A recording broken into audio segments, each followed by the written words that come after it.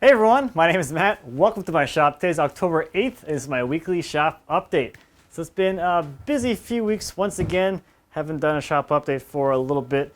Been doing quite a lot of things. I have a few things to kind of cover this week. So first off, last week I was at the Woodsmith Workshop. That was a great experience. A big thank you to Woodsmith for having me there as a presenter. It was fun to do my class. Well, it was sort of fun. My class was on working with slabs, and I repeated that session 7 times. So it was a little repetitious, but luckily every group that came through made the session a little bit different. Everyone had their own kind of spin, so it was at least slightly different 7 times, which was kind of nice.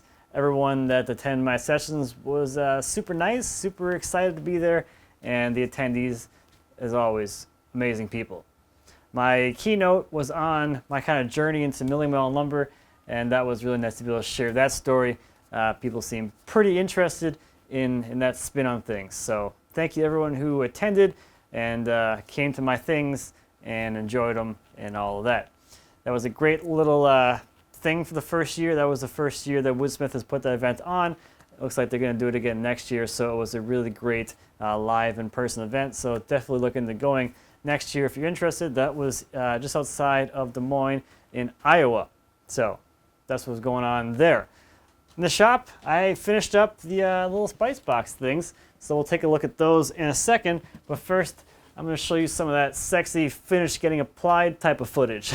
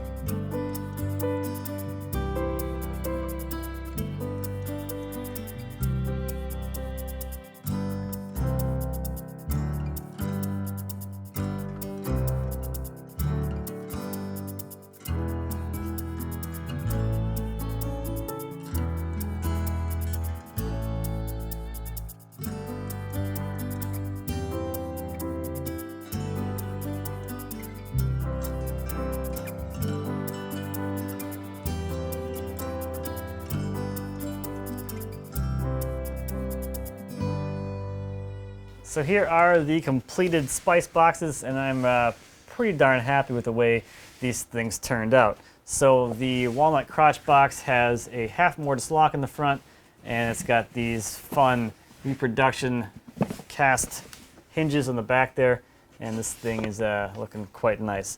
This one's going to be staged as a tea box, and then the other one's going to be an actual spice box. So that guy's got a little latch here and carved a little spoon, which is going to allow this thing to be used to, scoop out whatever spices you want to use with this thing. So this was a fun project. Lots of little details in these boxes, which I quite like. Lots of continuous grain and small things like that. So pretty happy with the way these turned out.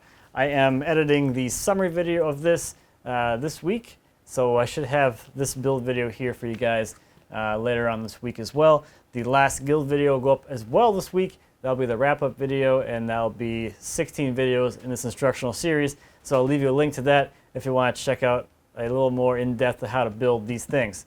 So yeah, that's what I'm doing this week, is finishing up this. I have to get some stuff to put in these so I can get all of the glamour shots done, and then I am officially done producing things surrounding spice boxes, which is, nice. Move on to the next thing. So the other thing I've been working on are those thin slab things. These slab skins that I've been doing with Eric, trying to get those all figured out and working through that sort of prototyping and design process, I guess you could call it. Kind of early stages of things.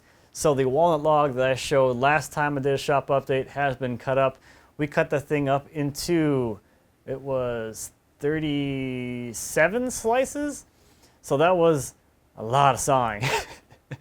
But we had a pretty good system going where the saw was just running continuously, and I was just continuously cutting slices, slice after slice after slice, and Eric was offloading them all.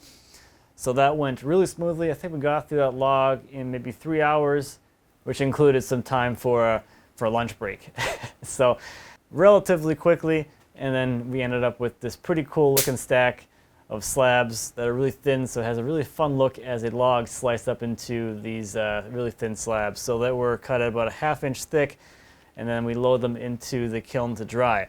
So those slabs have been dried now, and they are also surfaced as well. I'm gonna go take a look at those this afternoon, see how those look. So we're gonna have a good stack of material there to sort of play with and test out a few concepts and do a few example projects as well. So it's a continuing thing as we try and figure out the whole process and manufacturing side of this, and also to kind of figure out what a good distribution strategy will be. So launching any product is time consuming.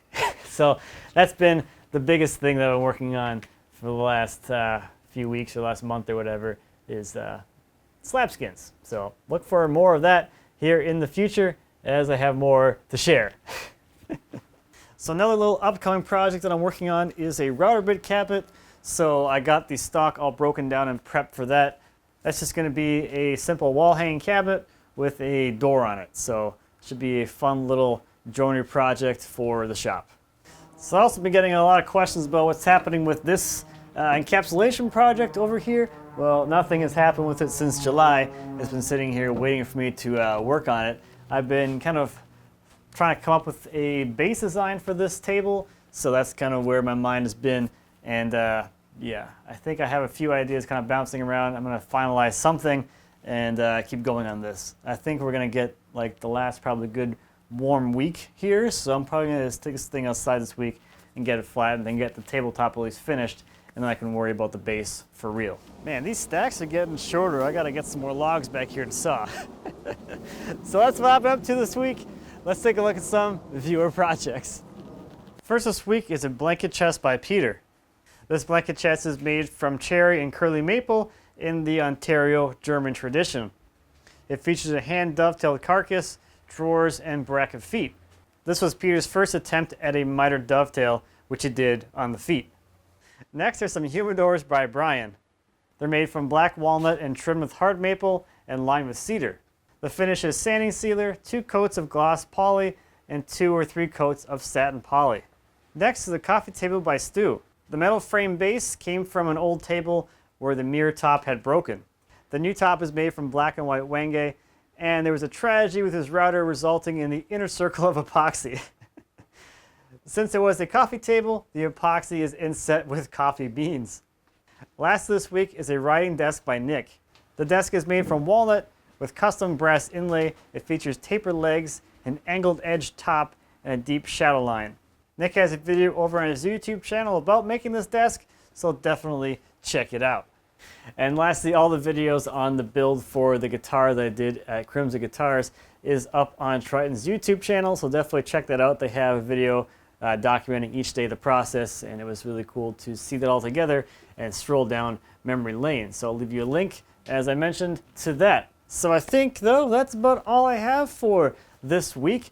Thank you, as always, for watching. I greatly appreciate it. If you have any questions or comments about anything I talked about today or anything here in my shop, please feel free to leave me a comment. As always, I'll be happy to answer any questions you might have. And until next time, happy woodworking.